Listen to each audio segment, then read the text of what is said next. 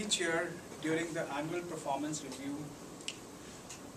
in addition to doing the normal routine of writing down your focal, writing down the annual process, writing down your strengths, writing down your professional accomplishments during the year, I also make it a point to write down some of the learnings that I had during the year that cannot be quantified in terms of the focal process. For example, last year I was in a confrontational situation with a fellow co-worker, and now when I think about it, I think I could have handled things differently. I could have said things differently, and the whole outcome of the situation could have been different. I do this exercise every year because I feel in the professional environment, your behavioral and your psychological skills are becoming more and more relevant. Today, I am here to share 3 stories with you guys that would tell you some skills that I value, and hopefully through these stories I am able to convince some of you guys to imbibe those values. My first story starts from my childhood days. I was born in India, in Delhi. It was in the late 1980s or early 90s. I used to live in a joint family with my grandparents, with my uncles and my aunts. It was a happy time. I still remember during those times my grandfather used to drop me to school on his bicycle. And the ride from the home to the school was about 30 minutes, and during those 30 minutes my grandfather would tell me different stories to keep me entertained, to stop me from crying, to stop me from wanting to go back home to my mother. Some of these stories stuck with me, and today I want to share one such story that is very important to me. It goes something like this. Many years ago, there was a farmer who used to live on a farm along with his wife. The farmer had 3 farm animals. He had a chicken, he had a cow, and he had a pig. There was also a mouse that used to live in the farmer's house. One evening, the farmer brought a package into the house, and the mouse was really excited as to what kind of food was in the package. So as the farmer's wife unwrapped the package, the mouse was devastated to learn that there was a mouse trap in the package. He rushed toward the chicken and said, "There's a mouse trap in the house, there's a mouse trap in the house." The chicken was sleeping, and he raised his head and said, "Mr. Mouse, I see how this is of great concern to you, but this does not concern me. Please don't bother me." The mouse then ran towards the pig and said the same thing. "There's a mouse trap in the house, there's a mouse trap in the house." The pig looked sympathetically and said, "Mr. Mouse, I'm sorry that the farmer had brought a mouse trap in the house, and but I can't do anything about it. The only way I can help you is to keep you in my prayers. So God bless you, Mr. Mouse. Hopefully you will be safe." The mouse then went towards the cow and again said the same thing. "There's a mouse trap in the house, there's a mouse trap in the house."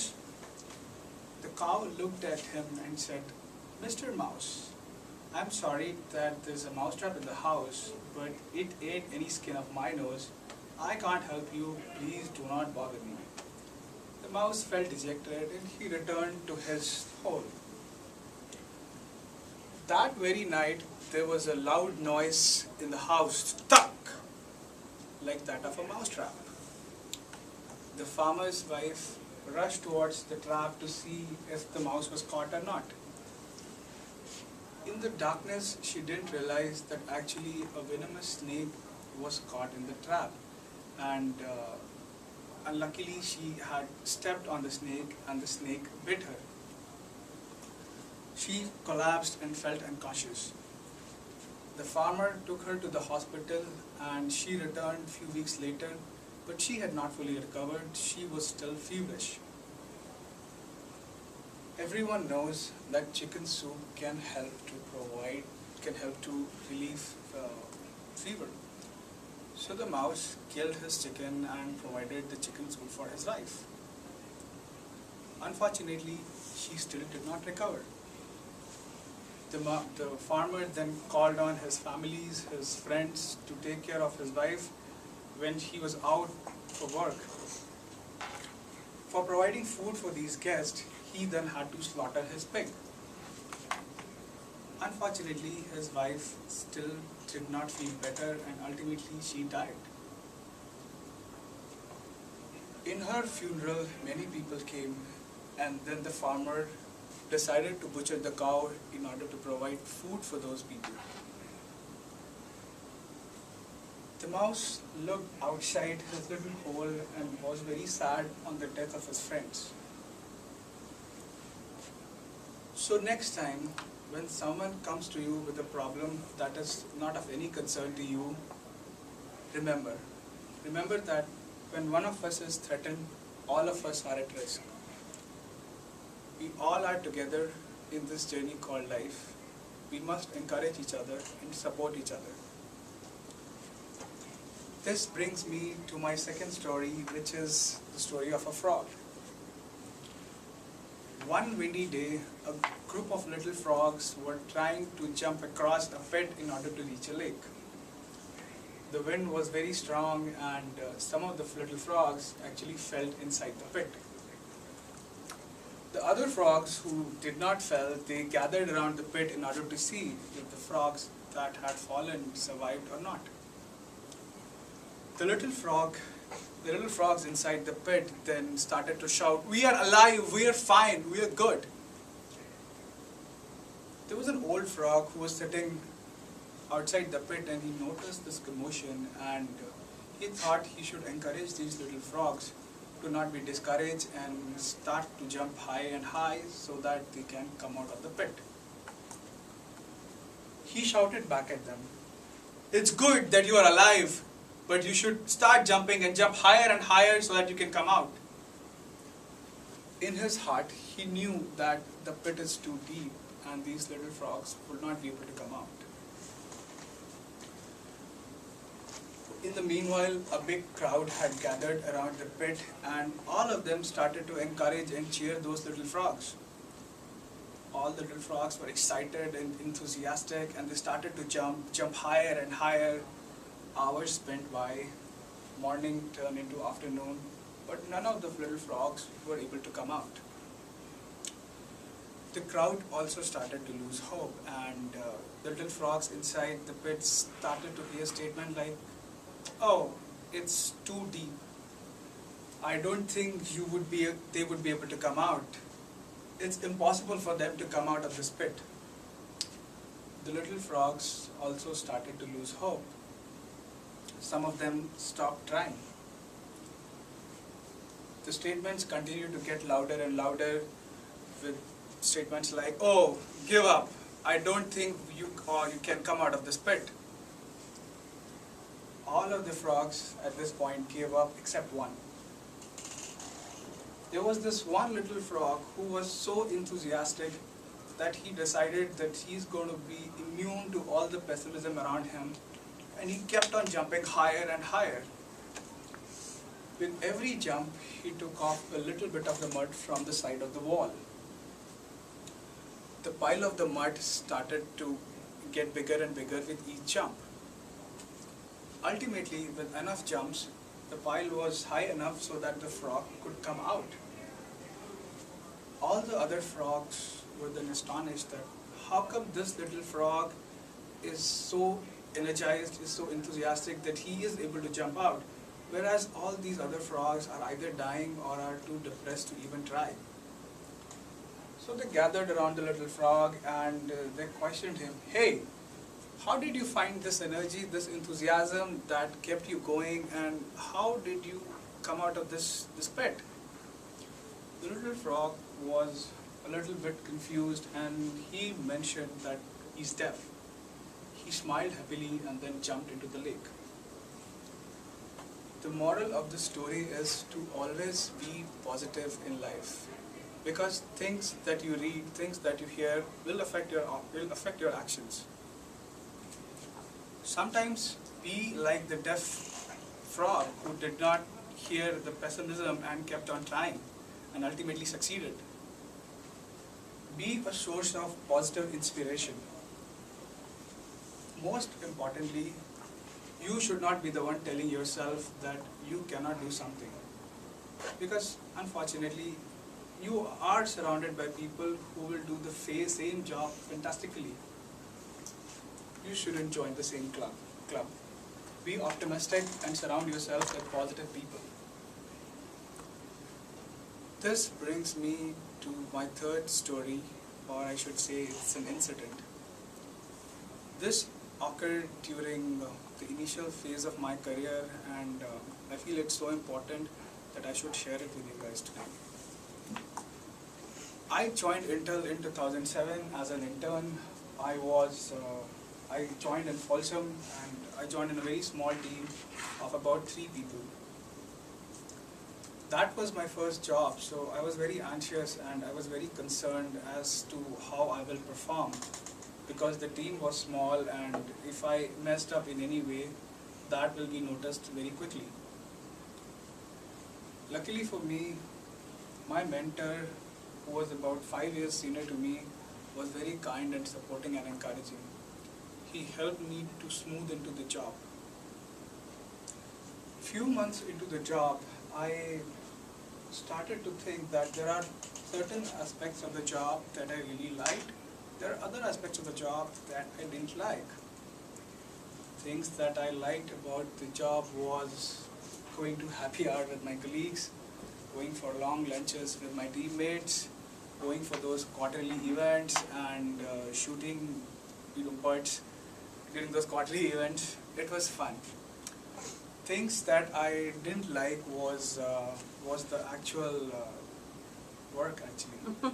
I was asked to debug certain code which I did not like from the very beginning. I was asked to debug certain scripts on the platform that was not related to my field of study at all. It was very different. So then I started to think, what should I do? Should I look for other jobs? Maybe I should talk to other folks around Intel and see what kind of jobs are out there. Maybe there is something that I will find that might interest me. Then I thought, should I tell this to my mentor or should I not tell him and maybe tell him when I have something concrete at hand? I decided to choose the second option. I did not tell him and I started to apply secretly, started to interview secretly by emailing the hiring managers. I thought Intel is a big company, I should be fine, he shouldn't be able to find out and I should not be in that awkward situation where he knew that I'm applying and I didn't told him. But I was wrong. Intel is a big company, but the network of people is even bigger and stronger. Somehow my mentor got to know that I'm trying to escape from his job and I'm trying for this other job. He brought it up casually. He brought this up casually in one of our conversations, and I decided to come out clean and I told him that I don't think I like this job. Maybe there is something that is more suited for my skills, so I want to try something else. The very next week I had an interview for a job that interested me deeply. It was a complete match with the skills I had and I was very excited to interview for the job. The interview, however, did not go as planned, or I should say in clear words, I think I completely bombed the interview because I did not answer one single question correctly. I was disappointed, but hey, I'm a positive person. I thought I should keep on trying. Maybe things will work out in the future. 2 weeks after the interview, the hiring manager called me and told me that they have selected me for that job and they wanted to see if I can join sooner than later. I was a bit surprised and confused because the interview did very well. So I actually asked him, are you sure you're calling the right candidate? To that he replied, yes, we have selected you. I'm talking to Vikram Dadwal, and we have gotten a great referral from you, from your mentor, and we are very excited that you're going to join our team. I decided to take that offer. It was another internship position, and later on that converted into a full-time opportunity. Before this job interview, I had interviewed multiple times, and some of those interviews went very well. I was very optimistic about them. But sometimes I never heard back from the hiring managers. But other times, if I heard, it was the same story that, yeah, we like you, but we don't love you enough to offer you this job, so sorry. This incident made me realize a very important aspect of my professional life. Sometimes it's not my education that will count or my professional experience that will matter. Sometimes it will be the social capital, the goodwill that I have established with my colleagues that will supersede with any other skill I ever had. In the end, if I have to summarize these three stories or these three principles, I would use the following three sentences. First, help someone whose problem is of not any concern to you. And I have a scientific argument on that. According to Newton's third law, every action has an equal and opposite reaction. So tomorrow, you might need help of somebody, and your problem might not be his problem, but he will help you anyway. Second, be positive and surround yourself with positive people, because your successes and your failures are as much about the people you are with as much as it is of your own effort. Third, never underestimate the power of your social capital or your goodwill or the network of people that surround you, because you would be surprised how things will play out and when and where the social capital that you have built would be the most important thing that would matter in the end.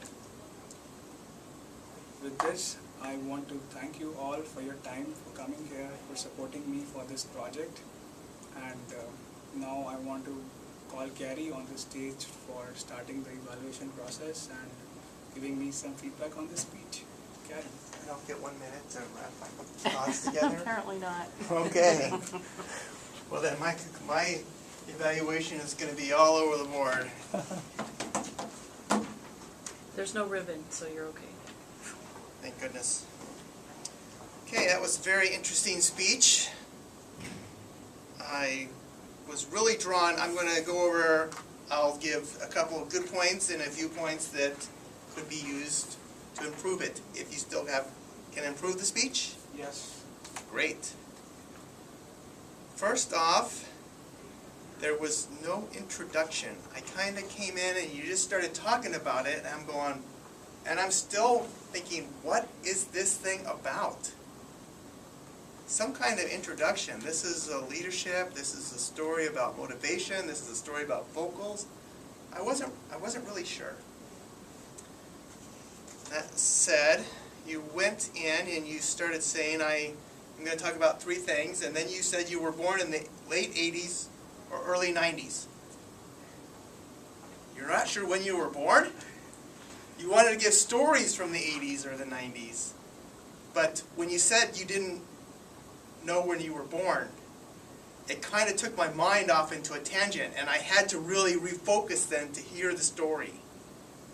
So you were born when you were born, and then you wanted to give stories from you heard in the late 80s or the early 90s. You're not sure when you heard the stories, but you know when you were born. On the first story, it was really good. It drew us in. I really did like the story, but there were a couple of things grammatically about the story. You had the frogs, or the animals, used to live in the barn, or they used to live there. Well, they either lived or they live there. but not used to live. I don't know, maybe that's just my... I like the story of the frog, but there was really no transition between the first and the second story. I mean, you just ended the first story, and you started the second story with, okay, what's my takeaway from the first story? Okay. Almost the same thing between the second and the third story.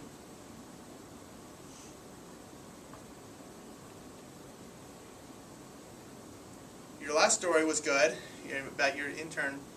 But one thing, this is again a grammatical thing, you were on your interview, I did not answer one question correctly.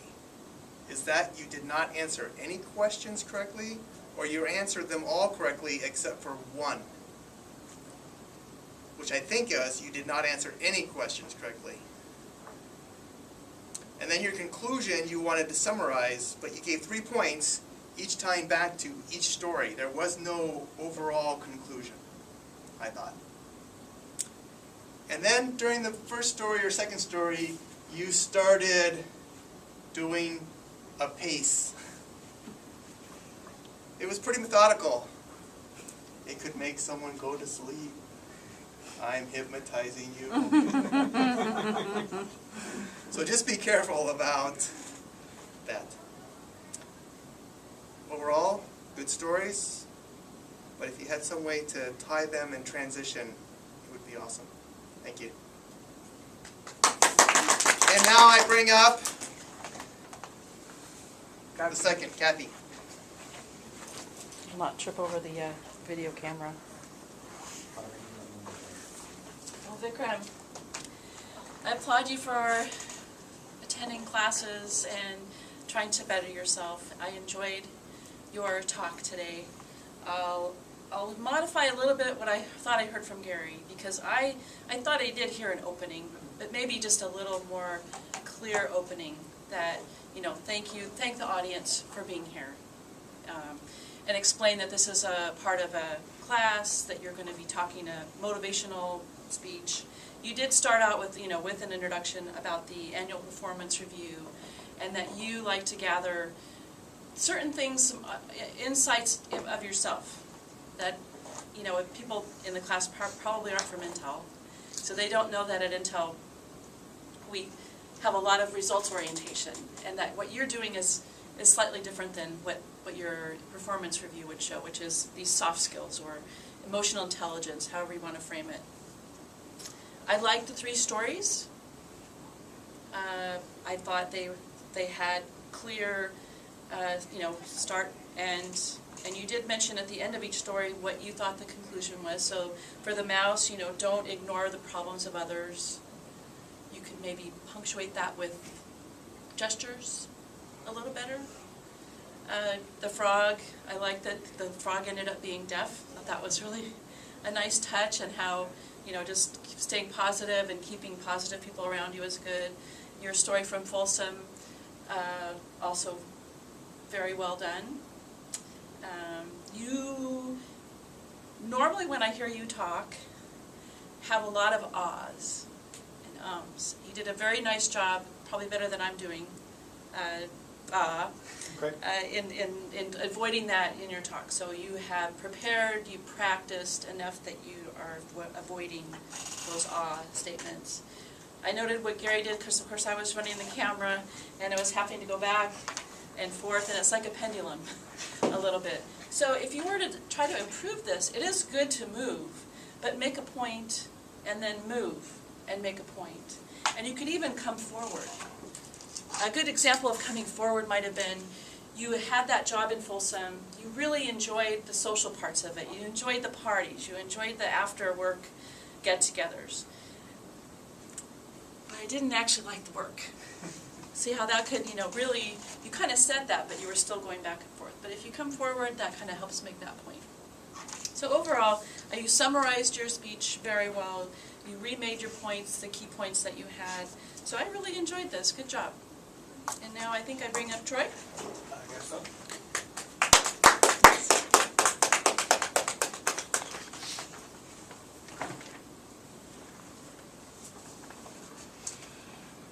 Vikram, good job. You got up here for about 18 minutes and kept talking. Which, you know, is an accomplishment in itself, isn't it? I'm going to also agree with some of the things that were said about your opening. I almost think of it like, how should I put it? You ever put a bicycle in a low gear and then try to take off from a dead stop? That's how your opening was. It was kind of like, until you caught speed. Rather, I almost, for you mentally, this is the way I look at it, and I'm trying to, you know, give you maybe a thought to go with. Whether it works for you or not, I don't know. But think of the opening of your speech like the Indy 500, and the light goes green, and you step on the accelerator, and bam, out of the gate. If you think of it like that, I think it'll give you just a little bit more energy to punch that opening so that people feel like you're starting and like you're going somewhere. Oh, also, near the beginning, you kept using the phrase, you guys.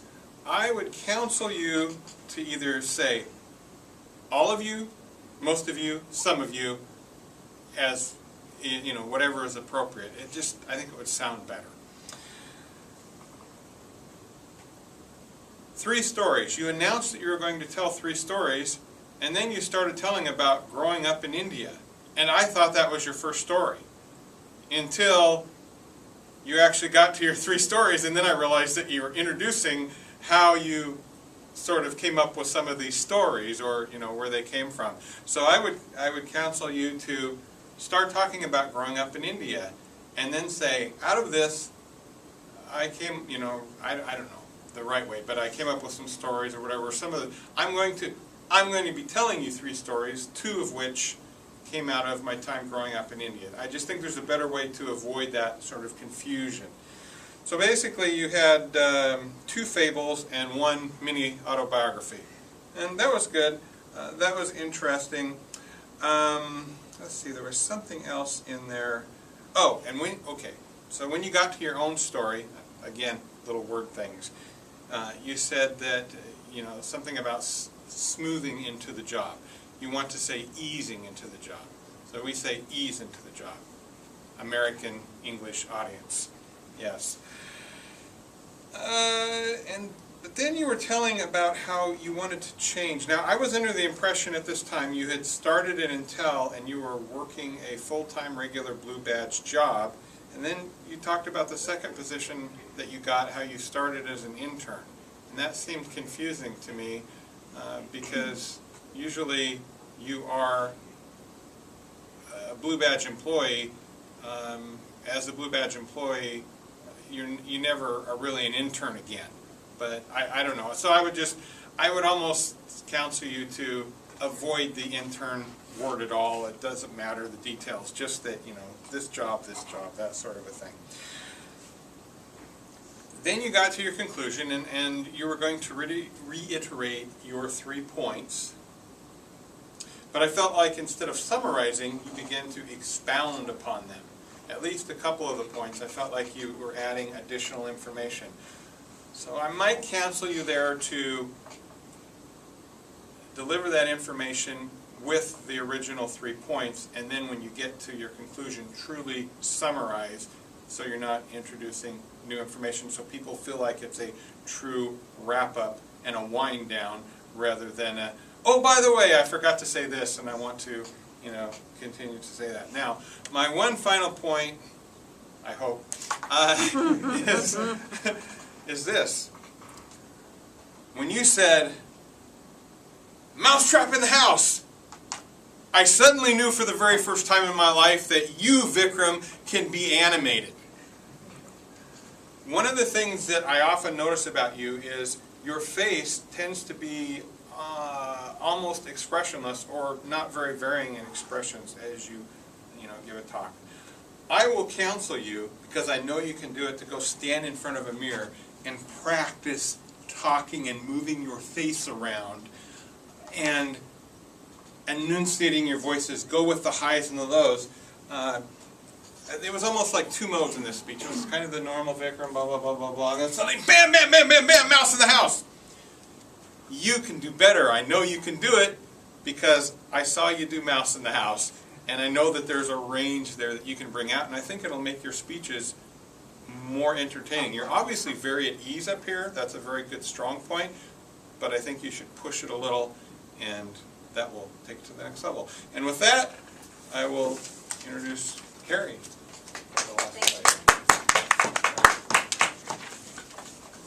I too will give you some things that I saw that I enjoyed about the speech and some things that I could see for areas of improvement. I love storytelling. I love when we can give information by telling a story, by giving someone else or our own personal story in order to make a point. One thing that I liked following up on Troy's is when you said, "There's a mousetrap in the house."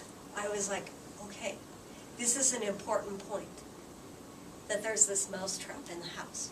But nobody else cared that there was a mousetrap until it came time for each of them to meet their demise. And then I wonder if they thought about, maybe I should have listened to about the mousetrap in the house. So you might want to go back and say in retrospect, maybe the chicken should have listened when I said there was a mousetrap in the house, and maybe he wouldn't have become the chicken soup. That would help the lady get better. And I did notice when you were telling the story, you said, "The mouse killed the chicken." And I'm thinking to myself, the mouse killed the chicken? And I think it was just a word slip. You meant to say the farmer killed the chicken. Some things that I saw that I would encourage you to improve on. I did hear a few ums and ahs. I know that you've been working on that, so that has improved, but you might want to practice even more so that those go away, because they are a little bit distracting during the story. Another thing is hand gestures. If you're going to do gestures, make them bigger than life or small. When they're just here at this level, they don't become something, it's just something that you're doing with your hands. It's not something that you're trying to prove a point.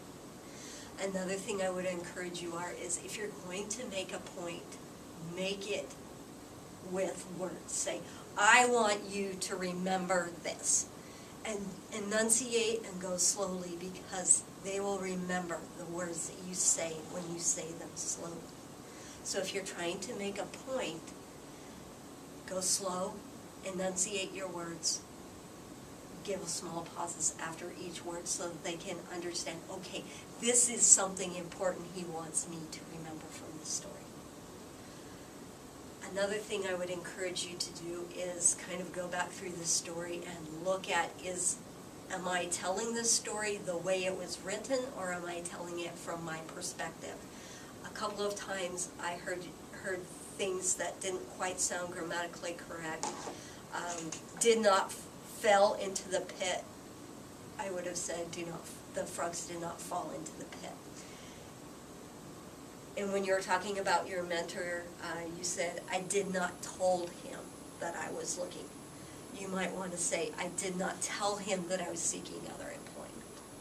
So those are some of the things that I saw that could be areas for your improvement. The stories are good. Just when you get ready to make a point, make a point. When you're ready to make a gesture, make a big gesture. When you're ready to give information, tell them in a way that they're going to remember that story. Vikram.